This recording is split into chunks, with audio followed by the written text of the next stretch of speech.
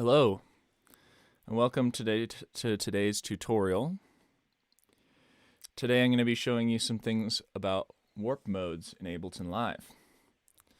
Warp modes can be used not only to allow you to pitch audio up and down without changing its time, but also change its time without changing the pitch. Now that's just the surface level. Beyond that, you can use the warp modes as a sound design tool. So I'm going to be working through the different warp modes, and then I'm going to show you a special Max for Live device that allows you to automate these parameters, because I know many people have always wanted to do this. Well, you can do it for free. On maxforlive.com, the device is called Warp Automator. It's an audio device that you put next to a simpler. So we'll get into that after I show you the typical warp modes. I'm going to go through the characteristics of each one and how I like to use them to make new sounds. So using them in a more destructive manner, or constructive, but destructive in that the old audio is not what it sounds like at the end of the process. It sounds like something new. So let's go into Ableton Live 11. So I'm going to grab a sample, and the sample I think I'll start with is a drum break, because it's easy to tell what the warp modes are doing on a drum break. So I'm going to go into my drum breaks folder, go over in the molded breaks section.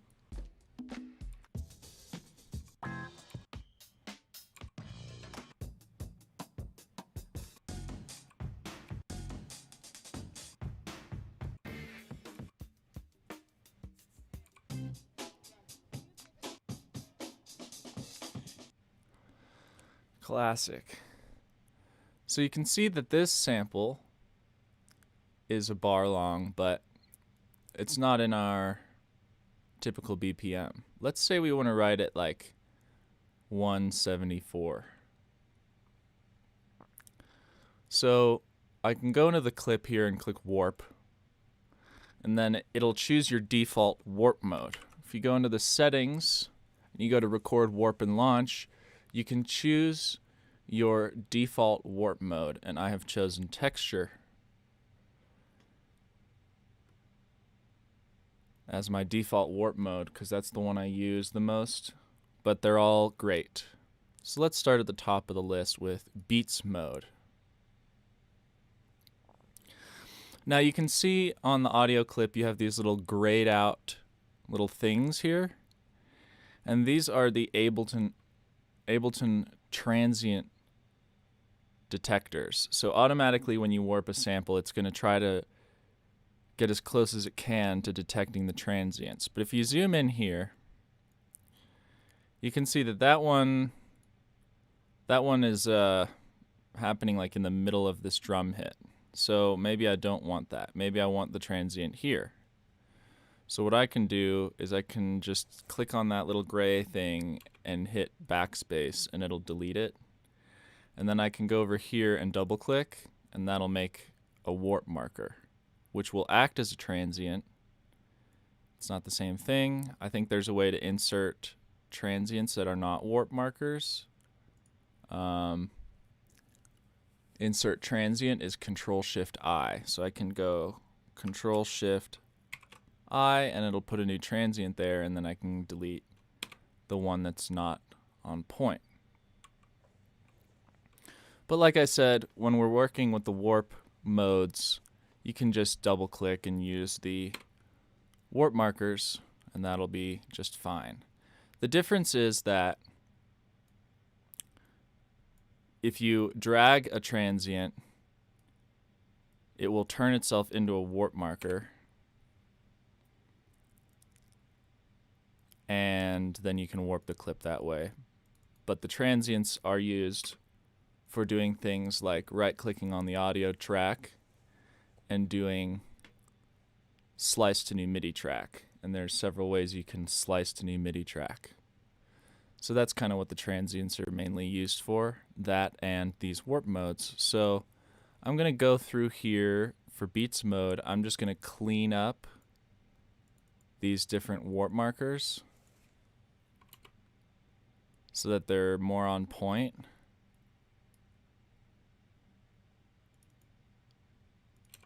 And delete the ones that are not on point. So maybe I'll add a second one here because it looks like there's 2 drum hits happening here, and I'll leave this one. So that looks pretty good. So if I want this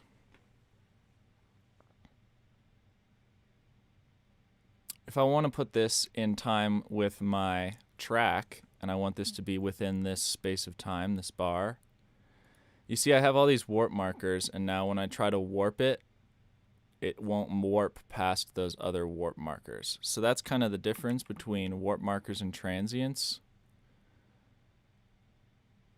But there's a way around this. I could either delete these warp markers and change them into transients, or I can just go up here to the top of the clip here, and I can hold Shift and stretch the entire clip that way.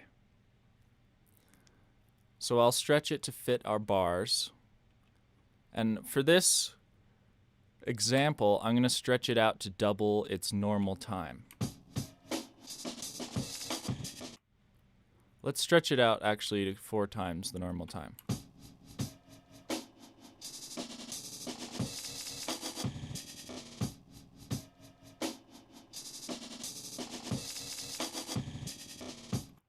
So what this is doing is it's trying to fill in that extra time from the stretching with this sample, and it's doing it with this loop mode. So it's looping forwards and backwards. If you listen close, you can hear it's going.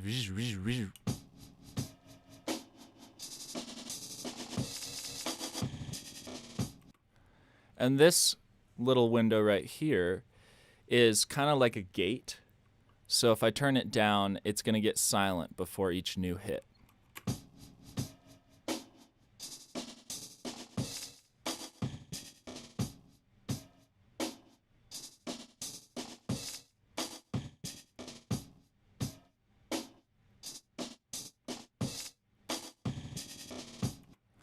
So again,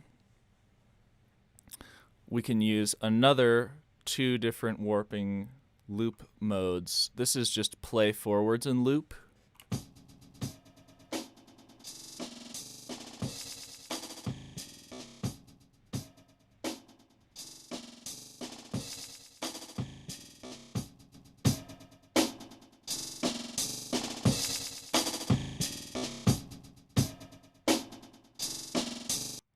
And this last one is play forwards and stop. If you look close, there's a little wall after the arrow. So it's just going to play the sample and stop whenever it has to, depending on this little green box or whatever color you have in your Ableton theme. So that's almost like a normal gate.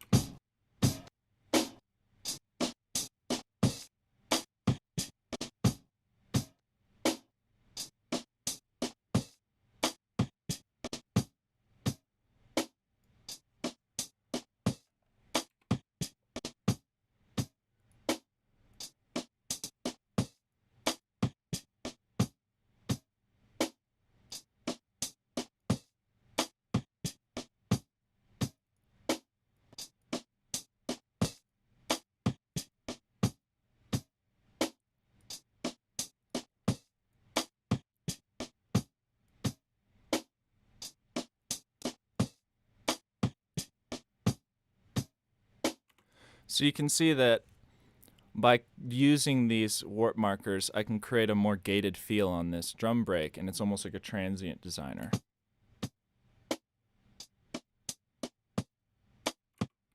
And also, obviously, you can use the warp markers to get it in time. So maybe I speed this back up.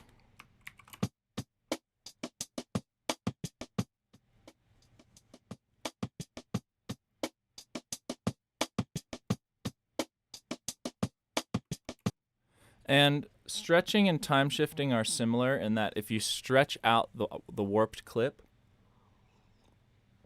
you're going to hear more of the artifacts from the warping algorithms.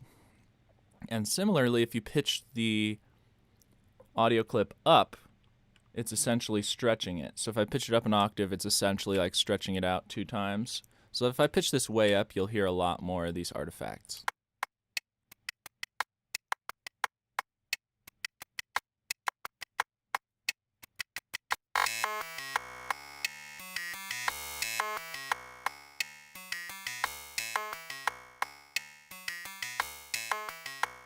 So now we're getting into the destructive sound design aspects of this that I wanted to touch on. So something to be aware of is that you don't have to settle with transients on these drum hits. I can now put a little flair in this. So maybe I turn on the triplet grid right here, and I can just make a bunch of warp markers here on the lines. And now we'll have a little bit of a triplet roll in our drum loop.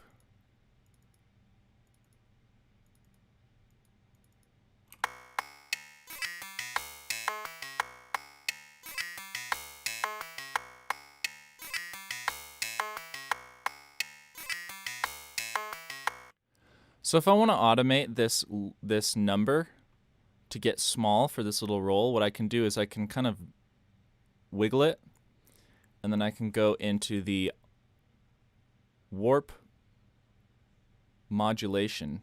Sorry, not warp modulation, but in this case it's warp modulation. This is our modulation tab on the audio clip, and you can twiddle anything in Ableton and then go to this tab and it'll have it showed up just like it works with the automation level. But the difference is that this is inside the clip, so if you duplicate the clip, it'll duplicate that. If you move the clip, it'll move that. If you stretch the clip, I think it'll stretch it with it. But let's automate this transient amount to get really tiny for that.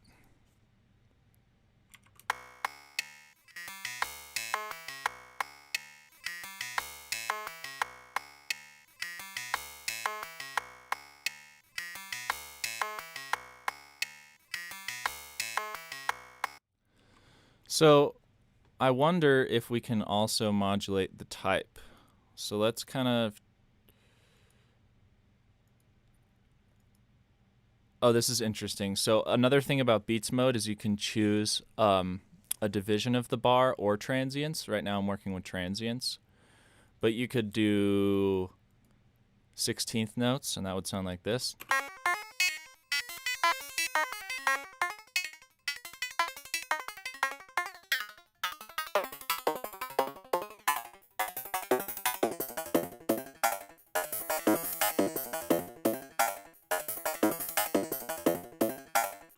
So that's a really fun way to use it as well. But I'm going to stick with transients. And then I'm going to change the mode here and then change it back. And let's see if it'll let us modulate the mode. It won't. Yeah, I don't think it'll let us modulate the mode, which is unfortunate. But if we did want to modulate the mode, we could just cut the clip and then change the warp mode. So let's do that. So let's have beats mode on this first part of the clip.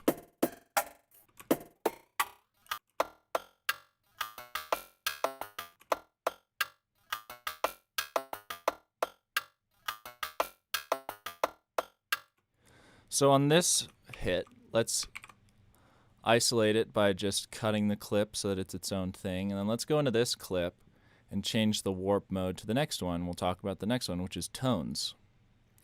So tones is a granular approach.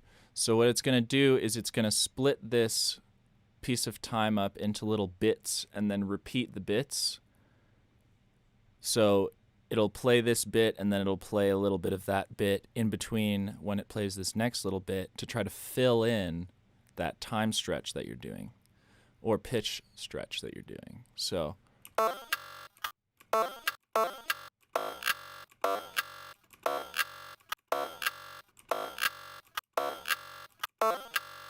you can You can see the smaller the grain gets, the more kind of squiggly the sound gets.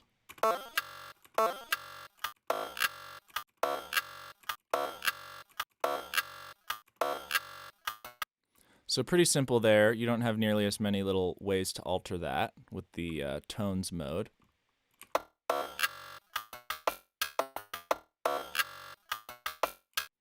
So maybe for this part, let's go to a different warp mode. So let's use the next one, which is texture mode. And this is one of my favorite modes ever. It has this flux, which is almost like it's like a jitter / crossfading kind of sound. So if I turn it up,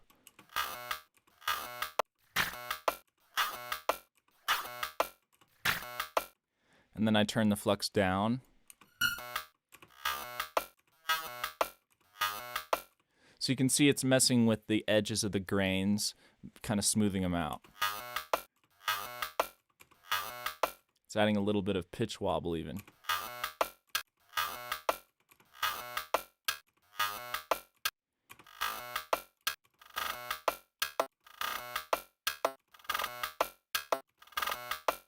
So we could automate that grain size. I like doing this a lot. So the way this works is whatever you have the grain size set to, this modulation window will give you a range within that.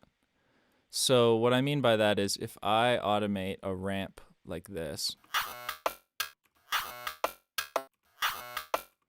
it's doing a ramp from the highest or smallest grain size to the biggest grain size.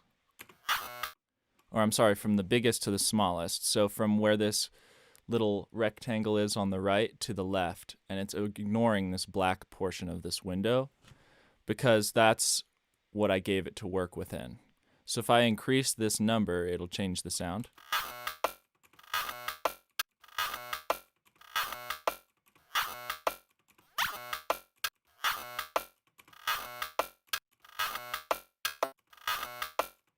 So if I go back here, I could maybe have this do here. So basically the idea is if you want the full range of the grain size window, you push the grain size window all the way up and then you have the full range of it to modulate.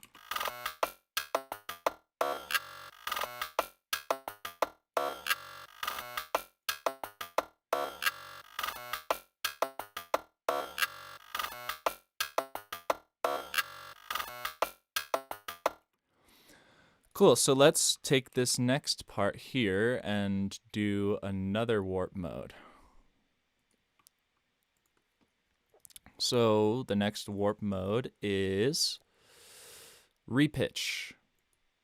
And what repitch does is it pitches the sample however much it needs to fit your time stretching.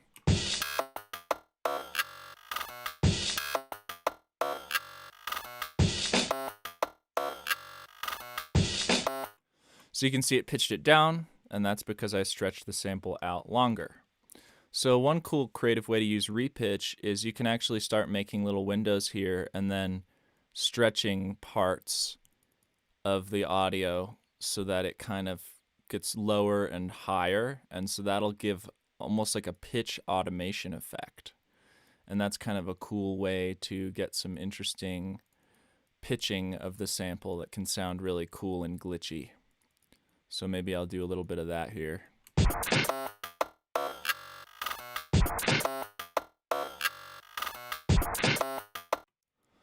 Okay, so on this last one, we'll go to complex. And complex is just a setting. There's no way to mess with it.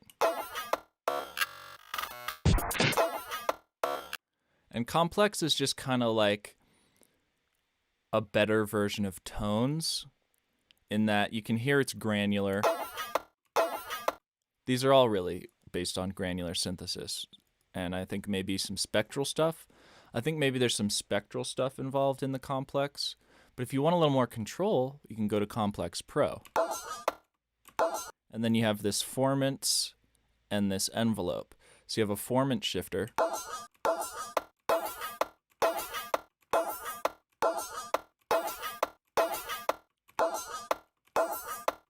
So because this was originally a lower sample, you can see with the formants all the way up, it sounds a bit more muffled because it's trying to keep that original kind of pitch sound.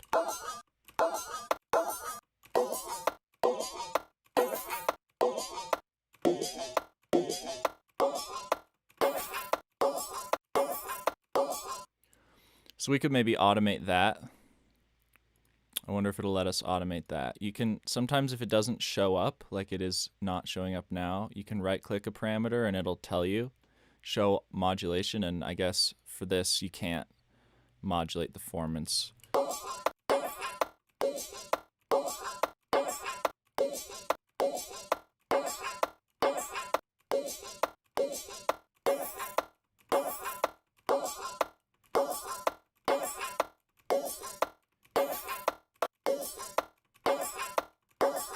So going between this envelope function and this formant function, you can really dial in a nice balance of formant across the pitch of the sample, across the sample itself. So Complex Pro is really good for trying to keep the sound sounding as close to the original as possible. It also uses the most CPU. So if you're ever working with a ton of these warp modes and you're finding your CPU is too much, you can just consolidate the clips and it'll bake in that granular stuff. So we have this so far.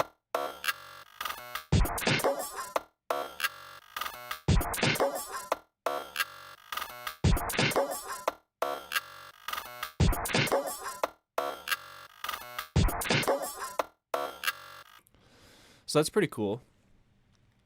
So I'll show you now that I've gone through all the warp modes, I'll show you a couple ways that I kind of like to use these for sound design. So the first one is shown here, where it's getting these cool little like Aphex Twin style glitchy breaks. And you can do this with any perk sound or Foley sound, anything that has a lot of percussive elements in it. You can put it in here and use a combination of warp modes to get a really cool little glitchy fill or something like that. It's a really fun way to do it. So I'll show you another way to use stretching to make bass or little melodies. So if I get something that has a bit more texture to it, like say a Foley sample, so I'll go into my Spice folder and then Foley, and we'll just find a Foley sample that has some nice texture.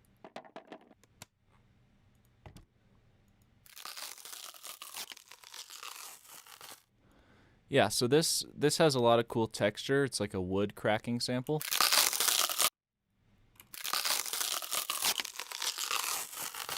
Some pretty cool movement on that.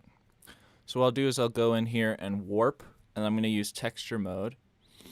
So I'm going to, either you can just hold shift and stretch it out like this, or if you want to stretch it out as far as it goes, you just go to this little ×2 button, and you can just push that a couple times until it won't let you go any further, and you know that you've stretched it out as much as it'll let you stretch it out. And we want it to stretch out a lot because we're going to create a tone with the grain size. So now if I turn the flux all the way down and I have a harsher grain, I can start getting some tonal stuff out of this completely atonal texture. And I'm hoping that I get some cool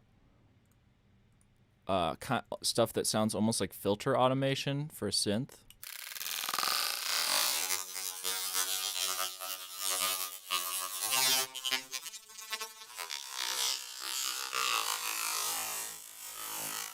So one thing with Ableton is if you ever want to get fine control over a parameter, you just hold shift and it'll let you control the parameter in smaller increments with your mouse.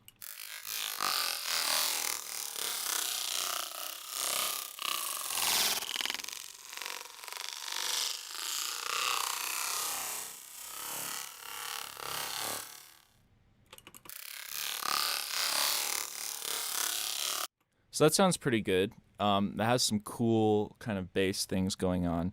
So something I can do to bring that out more is I can just use a bit of EQ. The highs are getting a pretty intense boost from the granular stuff, so I'll dip that out. And then you can see the bass is very quiet. So what if I just boost this?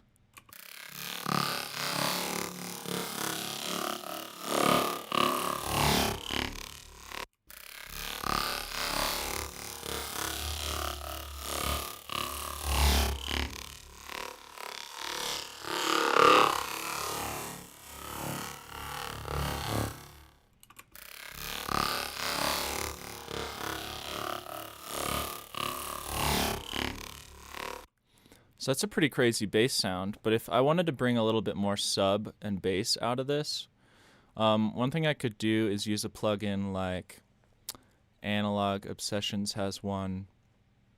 Analog Obsession is a fantastic plugin company. I'm always showing their stuff on stream. I think it's called something bass.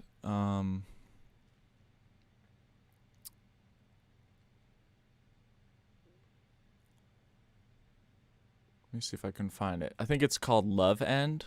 So it's kind of like Love Low End. I think this lets you boost up the bass.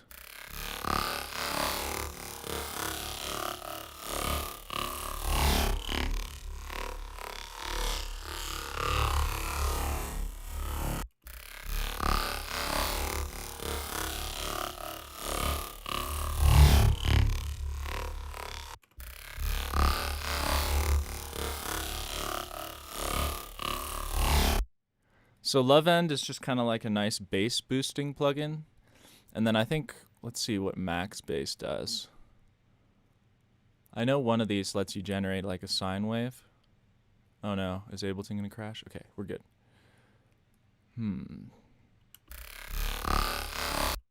I think that's just an EQ.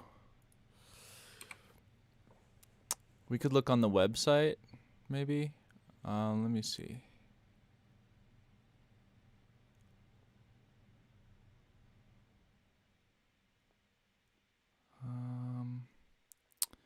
Yeah, I'm not sure. I thought they had one that let you generate a sine wave. But something we could try is maybe Drum Bus, because Drum Bus lets you do that. So let's get out of Drum Bus. And Drum Bus has this cool feature where it has this boom and then this frequency, and the frequency can actually be tuned to notes. So let's try to get a sine wave under this.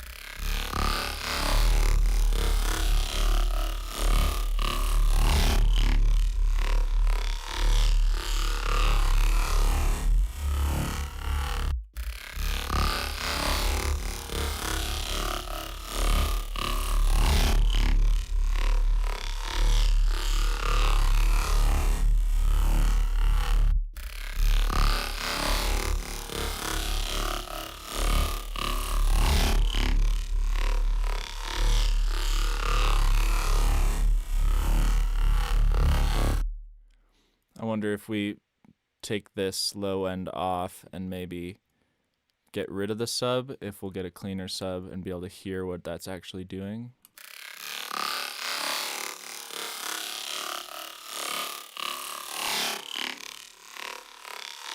Looks like it needs some low end in there just to generate that sine wave. So let's leave a little bit of low end in there, but kind of dip it out.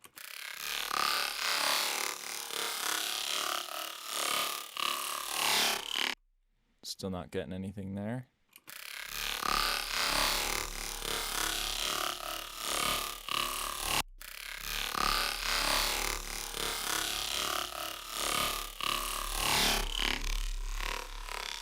So we're getting a bit of sub.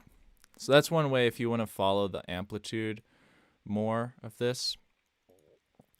But I think the better solution here would be to just high pass it. And then what you can do to get a nice bass out of this is a couple things. So first I'll group it and I'll put a saturator and just saturate it. And then I'll create a sub with an operator maybe. So let's do phase plant.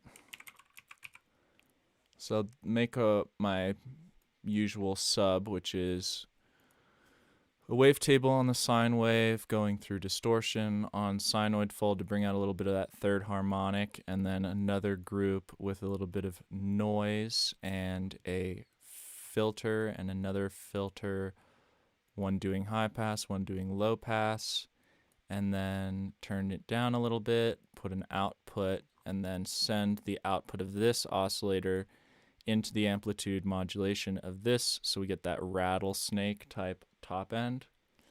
And then we'll find the tune of this. So it's going like, so if we go here,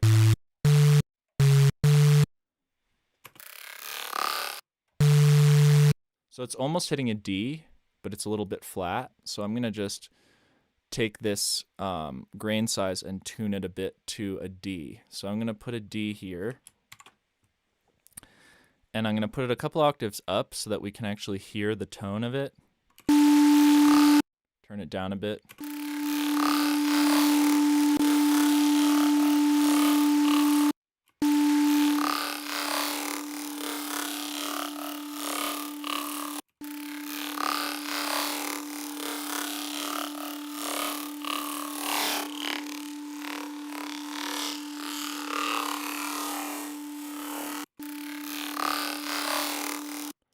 So that's sounding about right. So now I can tune this down a bunch.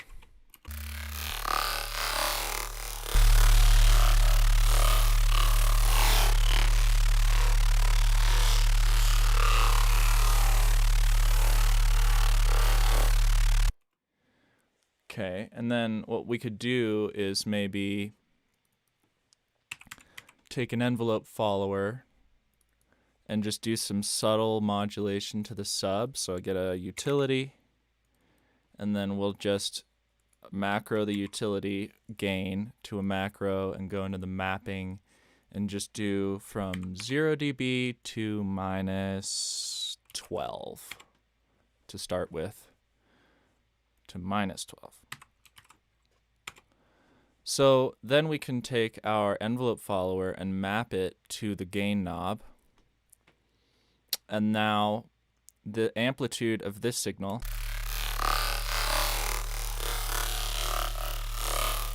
is going to modulate our sub. We could maybe turn this down a bit more, like minus 28 dB.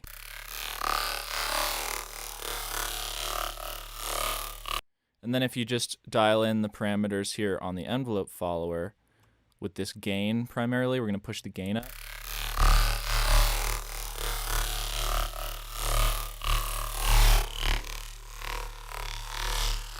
We could do a little bit of fall.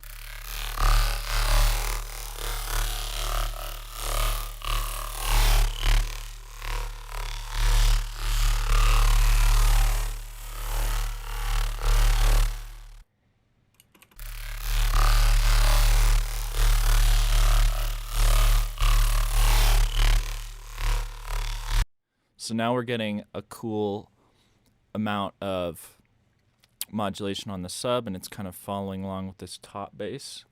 And the next thing you can do with these is you can start duplicating the layers, and maybe we hard pan this right and hard pan this left and then make another duplicate, and I'll change the color of that one so we can tell it's the center.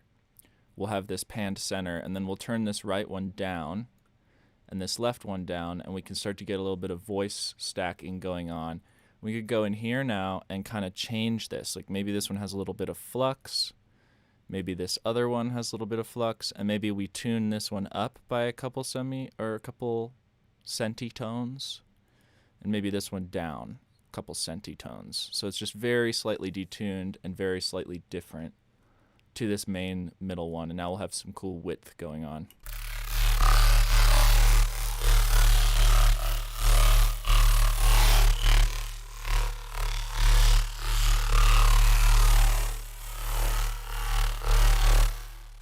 So some pretty crazy sounds going on in there.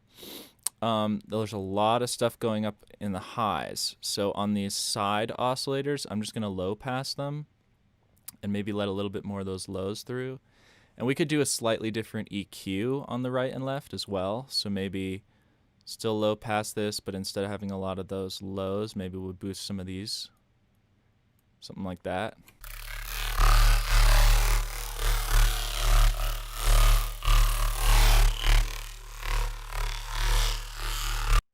So I'm just looking for cool moments in here. I'm not trying to make the whole sound perfect.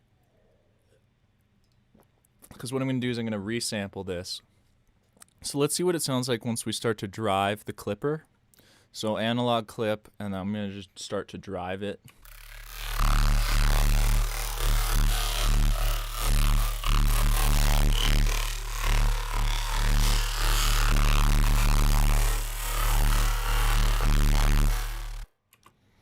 We could maybe put all these in a group so that we can control the gain of the top bass on its own. So we'll turn that down a bit, I think.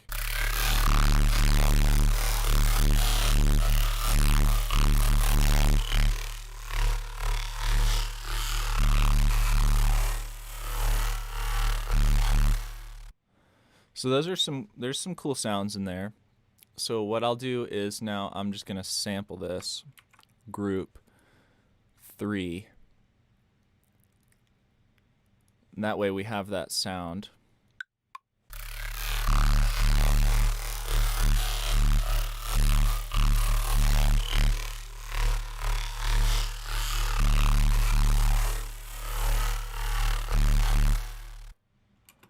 So now we could use this as a bass sound. So I'll just delete this group now. Cool example of a way to make a bass that it almost sounds like a wavetable bass, but it definitely sounds unique. You know, it might sound a bit harsh on the highs, but that's good because then you can start filtering that.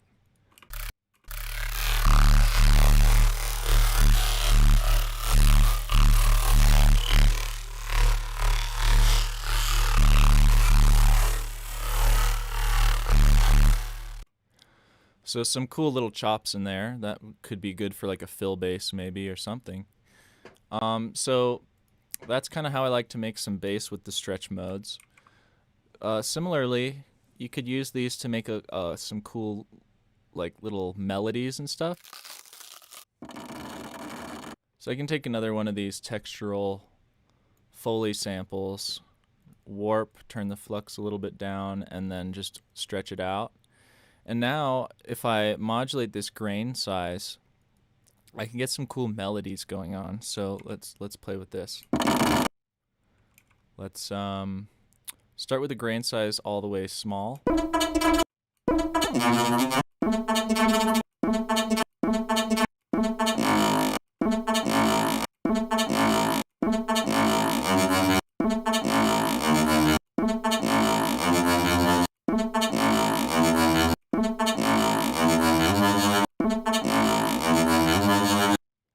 So that's pretty cool.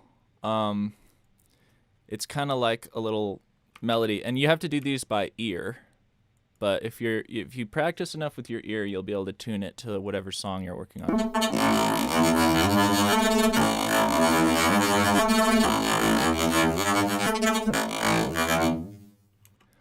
So that's a pretty cool sound right there. And again, don't forget about the envelope follower here, because that's going to be your friend when you want to turn this into more of a synthesizer-y type patch. So maybe I get a rift filter out, and I can start to modulate the rift filter with a couple envelope followers. So I could like maybe modulate the cutoff with one of them.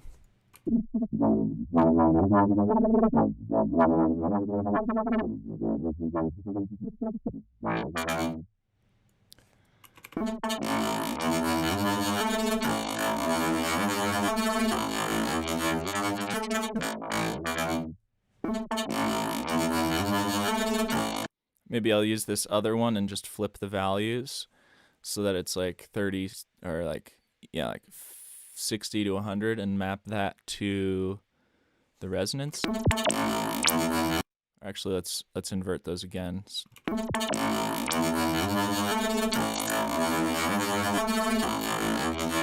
Oh yeah, actually I did want it high at the low.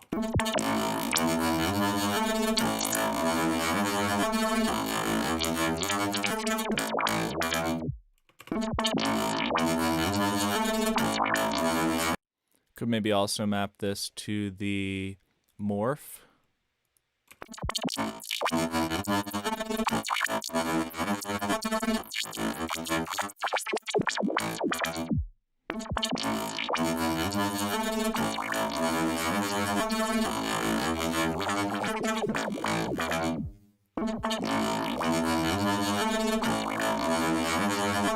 So that now sounds like a synth because it has a filter on it, but it also sounds like a physical sound. Like you can tell that sounds like a machine. It sounds almost like a saw or something like that, like something in the physical world, and that's because I'm using this Foley sample that naturally has a good amount of stereo information, and it was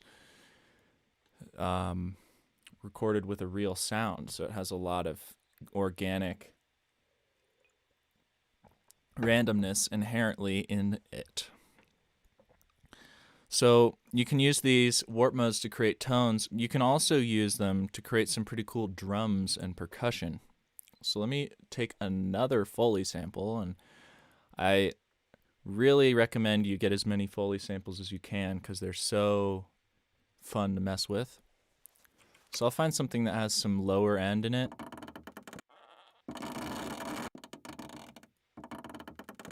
Yeah, so that sounds pretty good. So this on its own, I could already just chop up and use those little hits as little perks. But we can get some cool little like glitchy perks out of this by maybe playing with the warp mode. So let's warp it, and then let's stretch it out, and let's just loop up some of it, and let's play with the warp modes.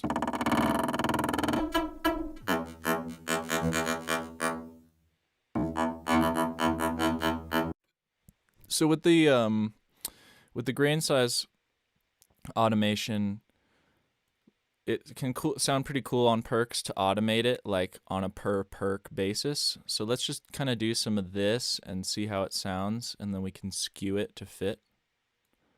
So I'm just going to go up and down here, and get a bit of cool stretchy type sounds.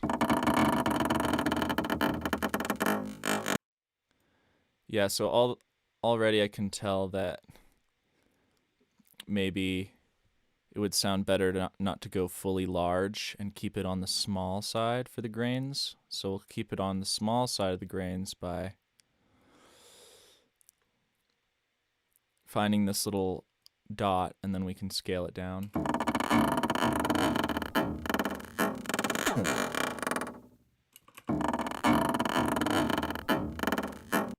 So don't stop at one warp mode, right? So we could actually hit join, and now we have that baked in, and now we can go in with something like beats mode and get some cool chops. So maybe I turn this envelope down. And to really hear that, we're going to have to stretch it out again.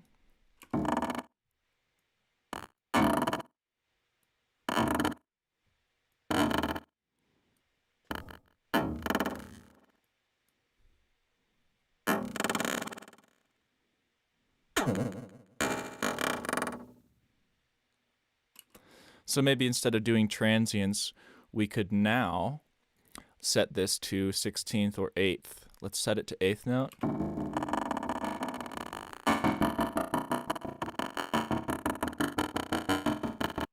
Let's set it to quarter note.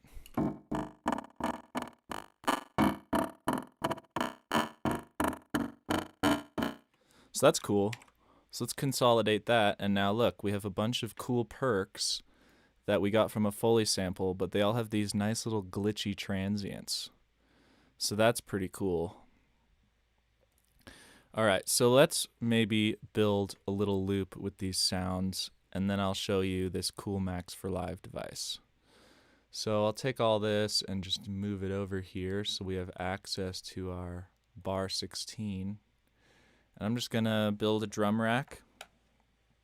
So I'm gonna get a drum rack out, and we'll use some of those perk sounds.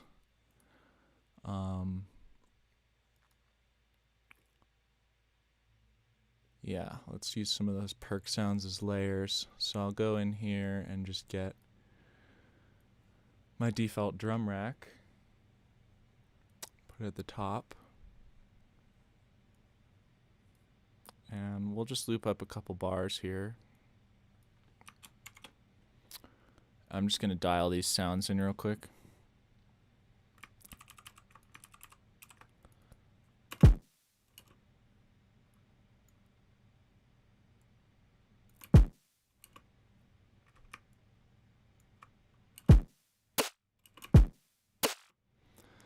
Maybe let's try doing a little bit of a septuplet rhythm.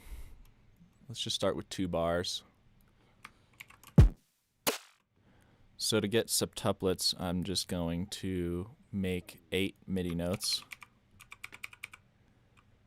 So that's 8 MIDI notes. And then I'm going to select them and then drag this point over so that this quarter bar section is filled of 1, 2, 3, 4, 5, 6, 7 MIDI notes. And then I can just duplicate that out and use those notes as a template for my swing. And we can get a bit of a wonky sounding rhythm here. So maybe I'll do hats like this.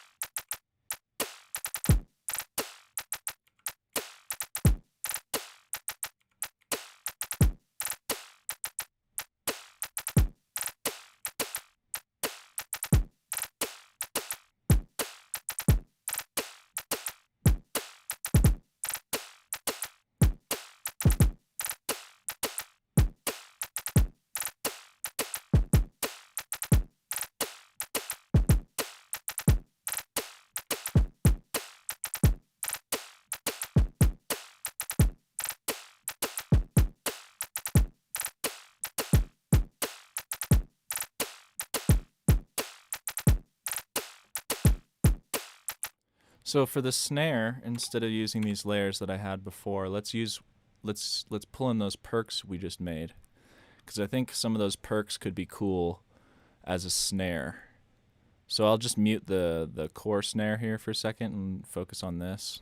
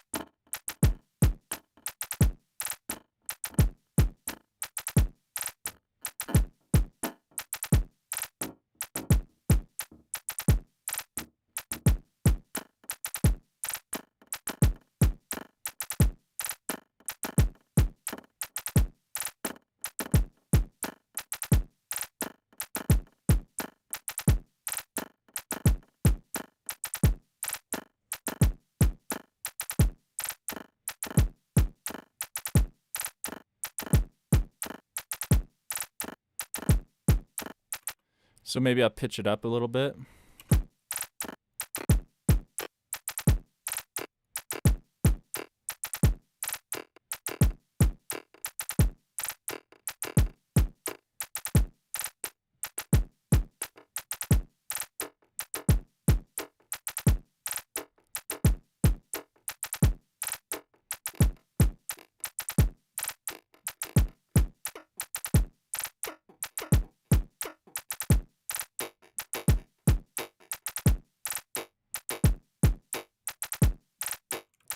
I'm liking that. So that could be a cool layer to layer on top of this other snare we have.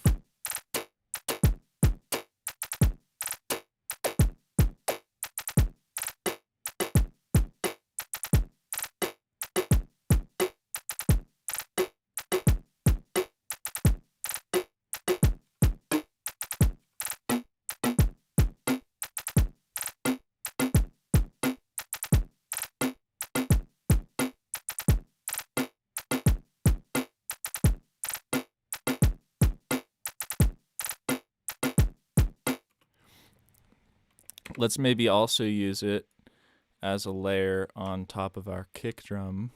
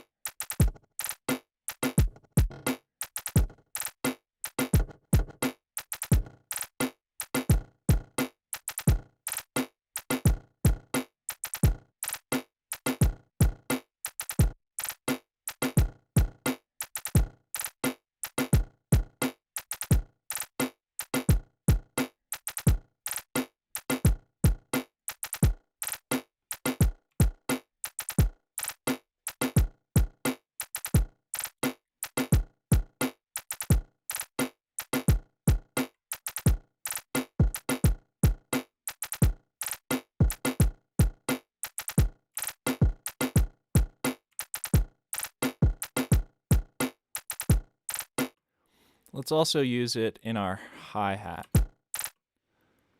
So I'll just duplicate, drag that into our hi-hat. And I'm just going to delete these other hats.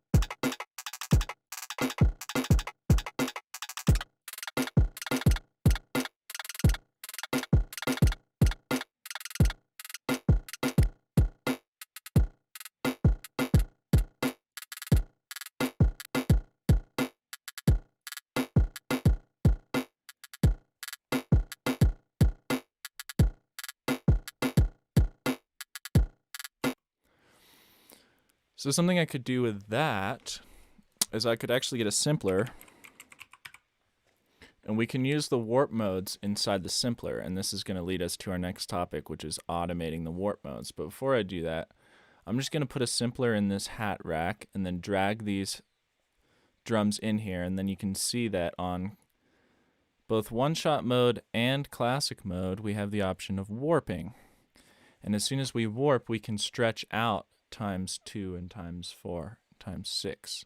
So now we can stretch out this sound and then use a small grain size to get a metallic texture out of some of these hits. So check this out. So I'm going to pitch it up as well. So in the controls here on the Transpose.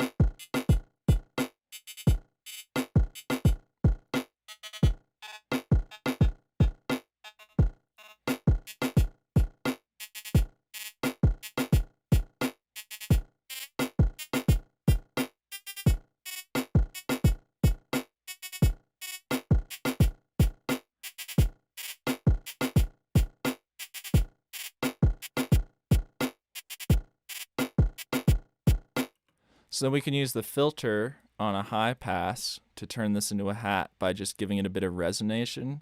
So it has a nice transient.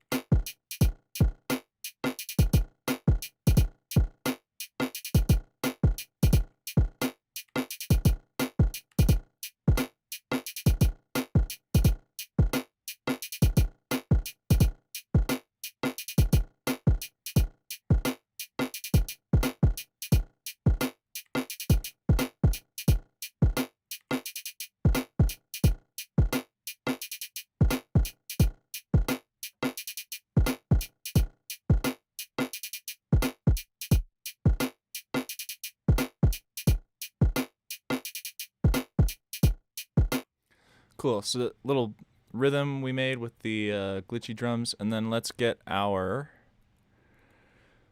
bass. And what we can do with this bass is we can put it in a simpler, and then if we use this slice mode, we can set it to region and then just boost up the regions all the way so we have a ton of chops to choose from. And then we can kind of get a little bit of a choppy sequence going with some of these chops. Let's see if there's any good chops in here. So I'll just start at the top at like wherever the top is.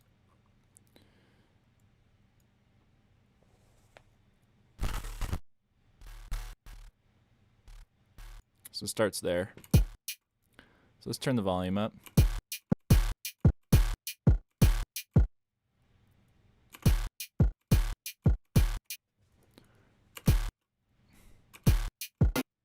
And also we can put it on, instead of trigger, we can put it on gate so that it gates off at the end of the MIDI note. So we're starting at the end of the sample here, so let's go lower.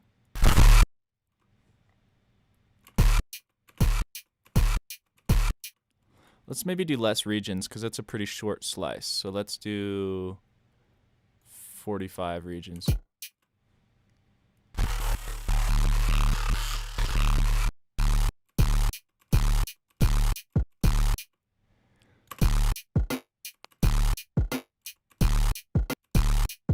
I'd like even longer regions, so let's just do 16.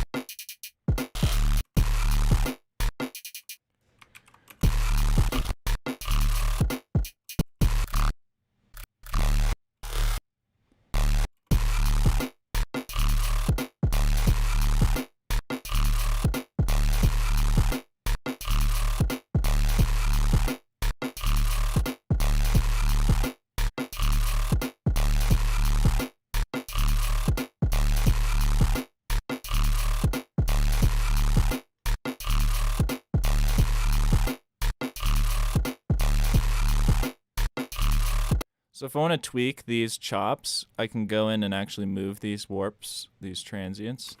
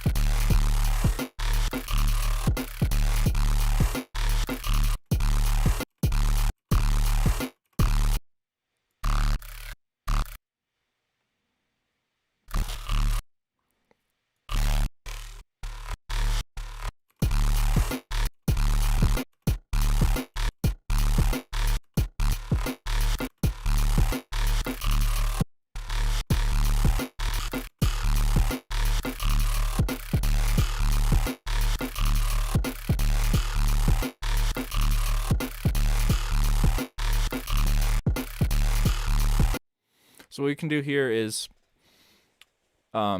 pitch the sample around using the transpose knob. So I can click show modulation. And then I can pitch the sample inside the modulation clip.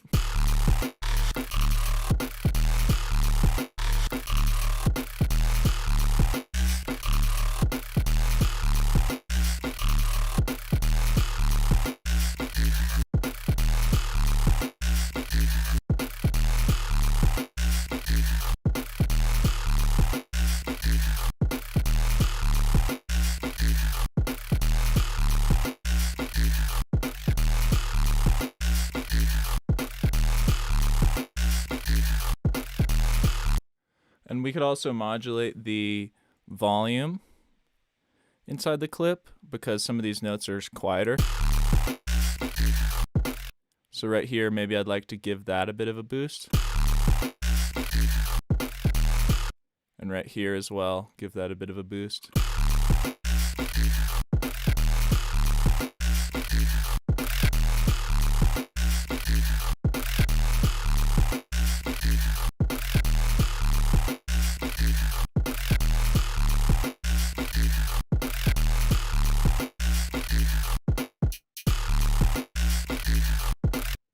So let's go to some of these sounds we made in the beginning and use this as kind of a fill, right? I like this part especially, but let's get this whole chunk here and let's put it at the end as a little bit of a fill. So now we have like bass and then drum fill.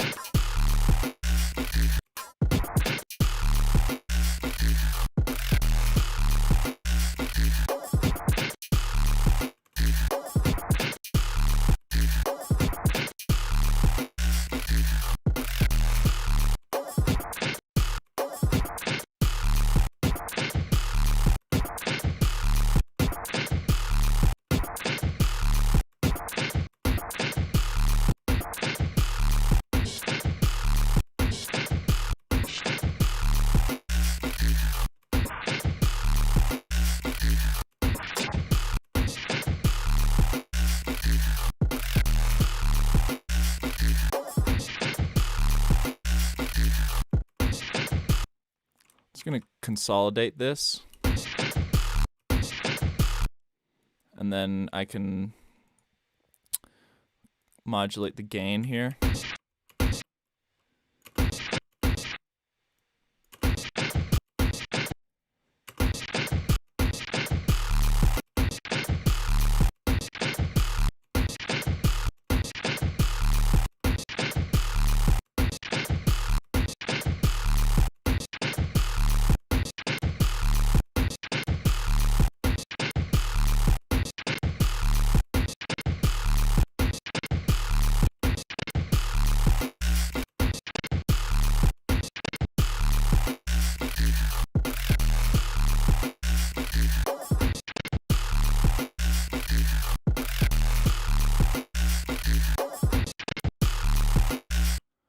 So I'm just going to get a bit of a side chain on this. And then we'll grab that melody that we made and see if we can't shoehorn that into this little loop we got going here. So I'll send this side chain trigger to there and this to there.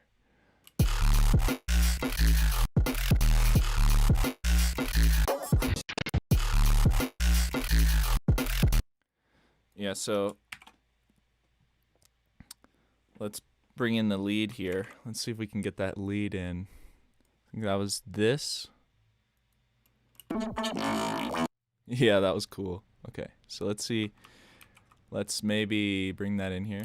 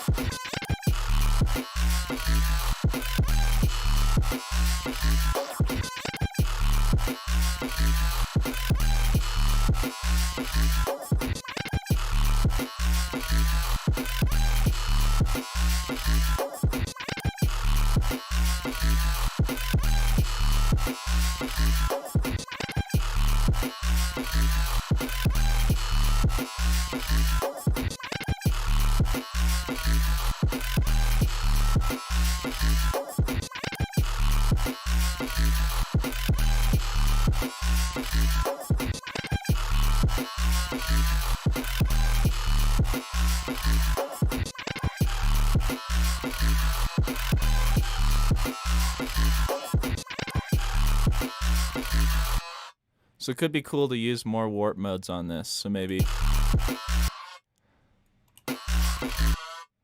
on this part I'll consolidate it, and this part I'll consolidate it, and this part I'll consolidate it, and then I'll play with some of those gated beats mode patterns. So play forwards and stop on 30-second notes.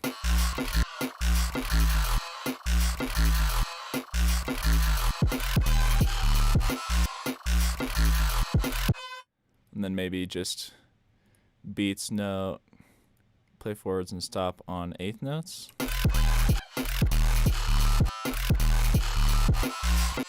And obviously you can't hear that because this bass has so much highs, so I'm going to get a rift filter and just introduce that on this B section by modulating it, and I'm going to modulate the automation.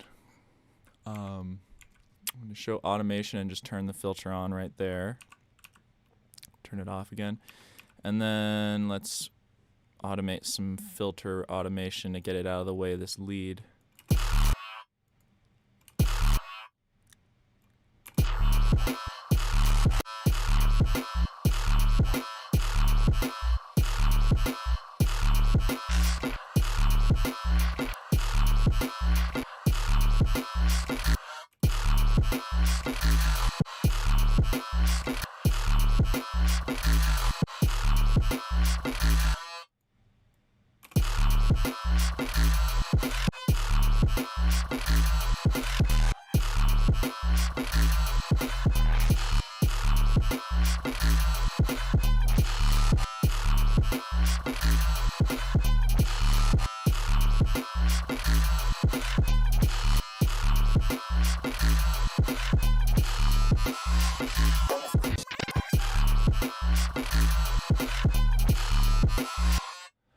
Let's actually not use those warp modes, but instead I'm going to just get a auto pan and make this a bit cuttier. So I'm just going to grab the auto pan and put it before this. I'll put this after the filter and just put the rate on, like, let's try quarter notes, and then change the phase, turn it on saw down, and kind of change the shape like this, and then we'll play with the offset to get like a groove.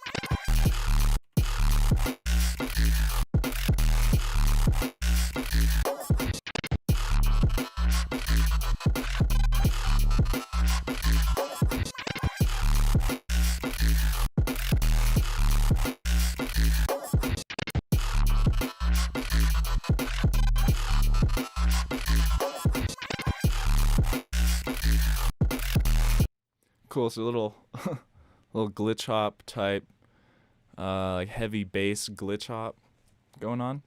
So before I go, I'm going to show you a special device that you should go download for free. And we will start with getting a simpler. I'm going to put a simpler. Then we'll get a sample. So for this, maybe I'll use a vocal sample. So I'll go into my vocal chops, and let's look for a little simple vocal. Actually, maybe a longer vocal sample would be good. So let's go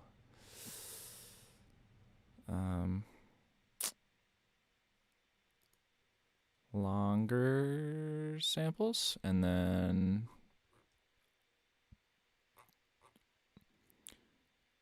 vocal acapella.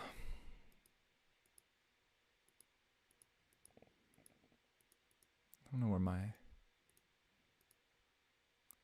shit I can't name it. Look. Kushka. Yo. Oh well. Yeah, man.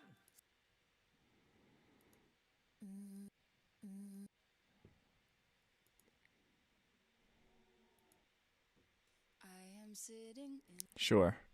So we'll take Suzanne Vega and we'll put her in there, and then we can hit warp, and we can make a little MIDI clip here, and we'll just put a note. Play the note. I am sitting. And then what we can do, I'll turn the flux down and the grain size up. I am sitting. And so it would be really nice to be able to modulate that, but there's no option to modulate it. So that's where warp Automator comes in. So we have a warp Automator here. And this will allow us to automate these parameters. So how you use this is you choose the track that you put it on this track after the simpler, and then you have the controls of all the different things. So we're in beats mode, or we're in texture mode.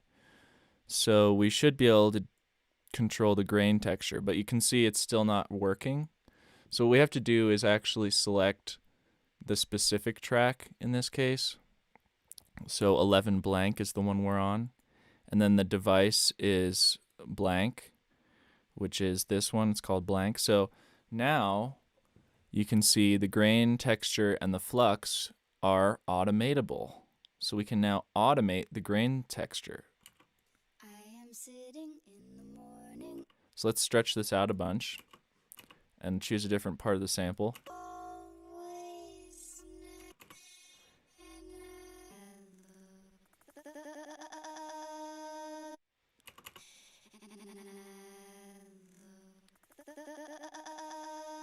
look. So nice. So we'll make a longer note here. And you can see that this is, why not just use granulator too, right? Well, because you can actually use the other warp modes. So what if we use beats and we put it on play forwards and stop and on quarter notes, or let's do eighth notes, and now we can automate the beat envelope.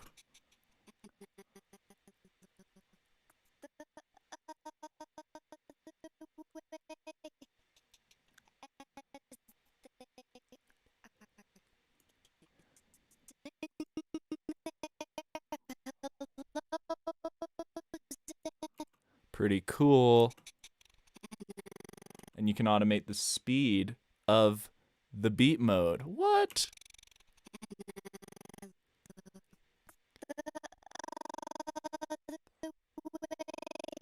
So check this out. If we put on Complex Pro, we can automate the formant. So we can get like a Formant Shifter.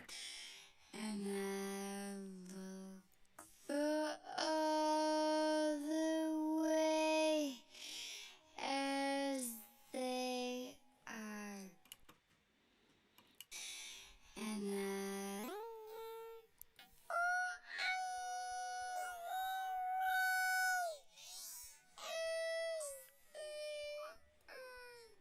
Pretty cool.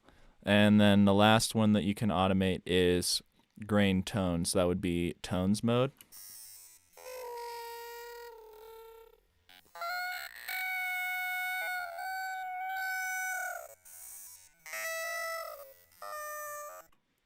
So I'm going to turn this back down.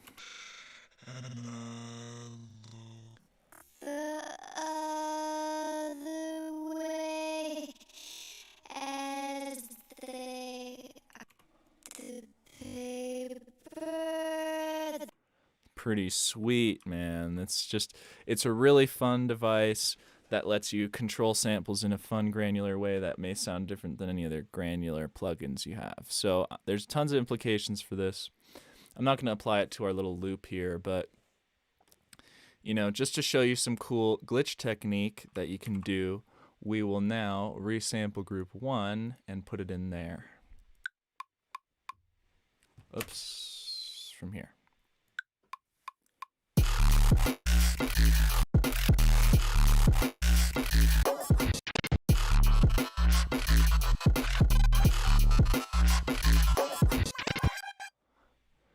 Okay, so now we can put this inside here. And if I could just move this over here, and then I could duplicate this amount of time. And what we could do is we could actually now do a little bit of chopping in. So what if at the end of this, I just chop in this sampled version of that and do some cool automation to some of these parameters in the simpler. So maybe let's try texture mode and stretch it out. And then let's just take that, maybe that end part, maybe this part right here.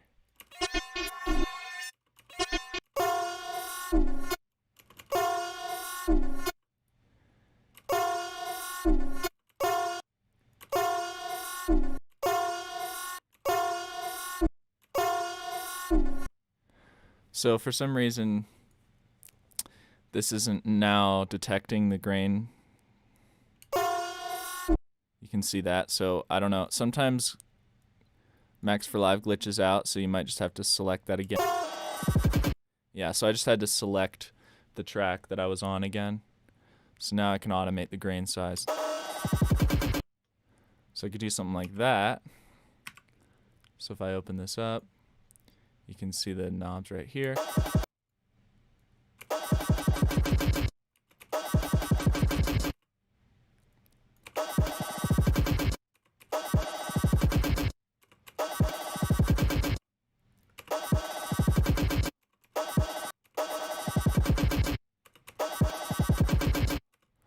And maybe we automate the flux.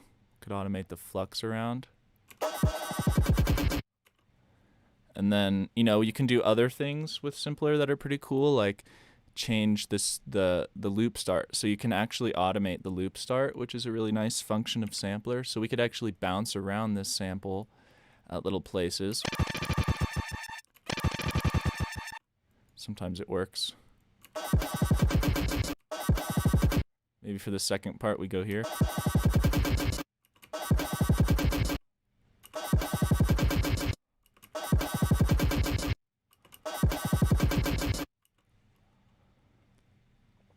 And you can use the granular stuff along with the loop length, and so you could like make the loop really small and then automate the loop length to open up,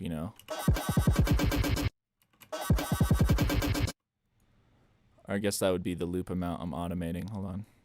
Turn the loop up. Yeah, and then the length. Yeah, you can automate the length and the start of the loop. So loop length.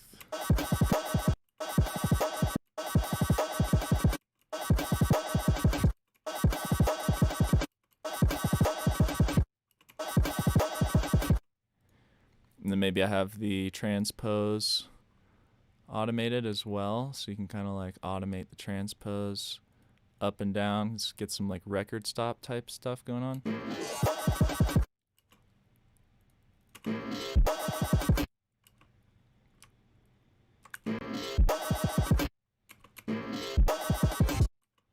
So when you're doing pitch bends from lower, it helps to automate the grain size along with it. So you can go to the grain size and just automate it from really small grain size. Oh, here, right here.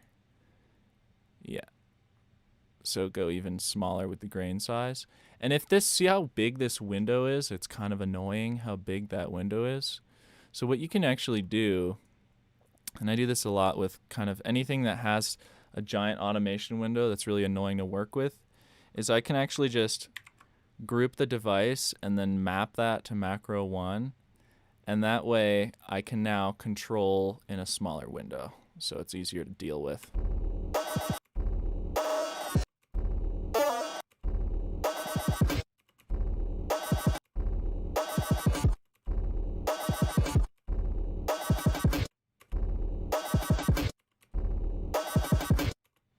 So similar with the transpose, you can actually just group the simpler and then go into the controls and map the transpose to macro 1, and then you can control the transpose that way. So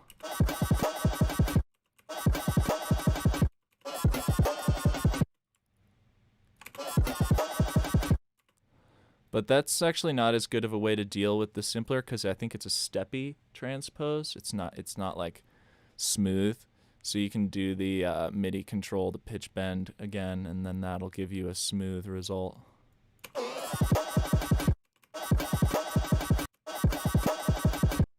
But then you have to go in here and choose the pitch bend amount.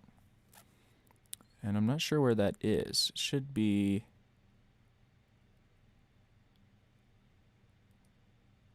It should be in here, but I don't see it. Maybe it's in the sampler section.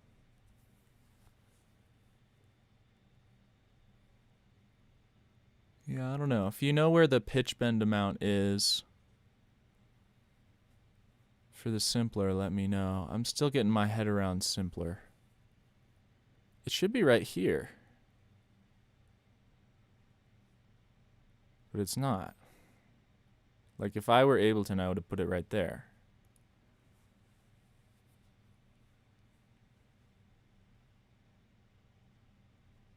Yeah, so anyways, that's Warp Automator. It's really cool. So let's listen to our little fill that we have.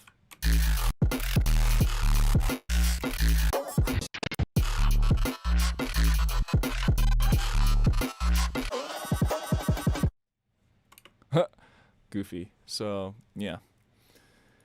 So that's a little bit of stuff on warp modes, some cool ways to make basses and melodies with warp modes, drums with warp modes. Try using the warp modes in a creative way and a destructive way, and you'll come up with some cool sounds that you could never have made otherwise.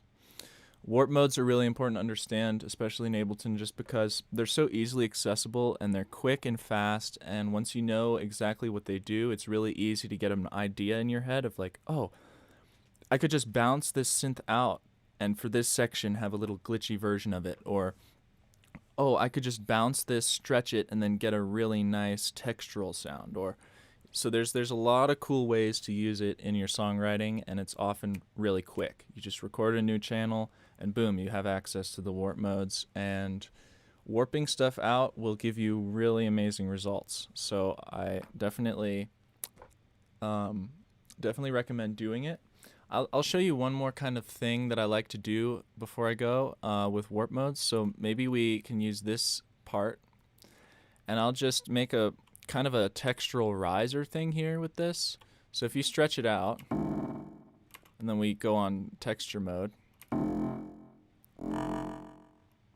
Let's stretch it out even more. Stretch out as much as it goes.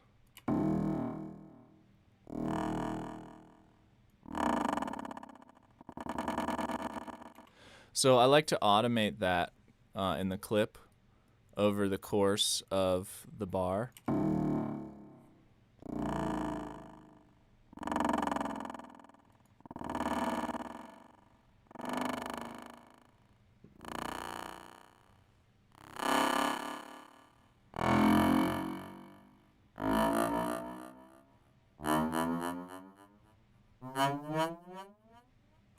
So just a really cool way to make risers. I make a lot of my risers that way. You can put a little bit of filtering, so like the classic high pass low pass thing where you kind of low pass it in and high pass it out, so it's kind of like climbing up stairs. So you kind of low pass it in.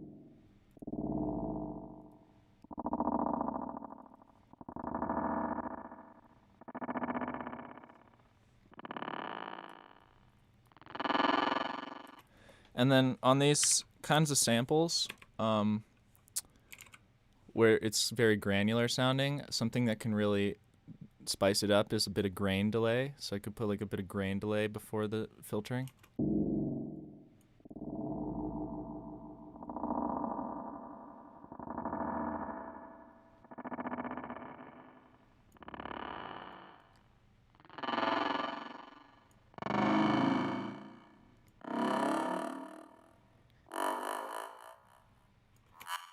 So I could maybe just kind of draw in some automation here.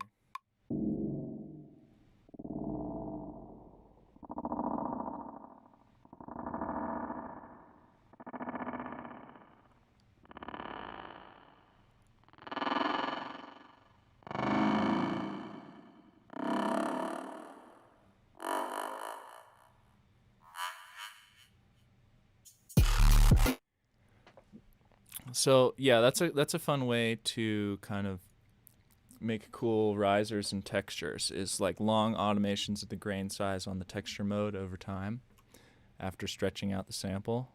So you can just flatten that out, and then you have that as kind of a cool sample. You could kind of stretch it this way. That's another cool thing that's good about warp modes, is you can keep the same pitch but stretch it. And then depending on how you set the transients here, if I'm on beats mode, I could set it to like 16th note.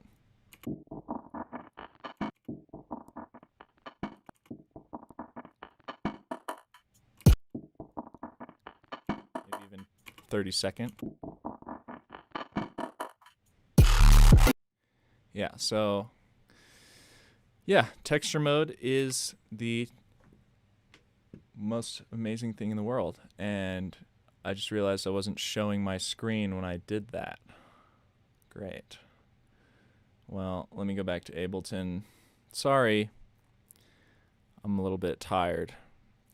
So if I unwarp this, basically this is the riser I just made, and I took a sample, I stretched it out, and then I went into the clip, and I had put it on warp and texture mode, and then turned the flux all the way down and the grain size all the way up, and twiddle the grain size, and then go into the clip, and I basically modulated the grain size to go from small to big and then back to small, like that.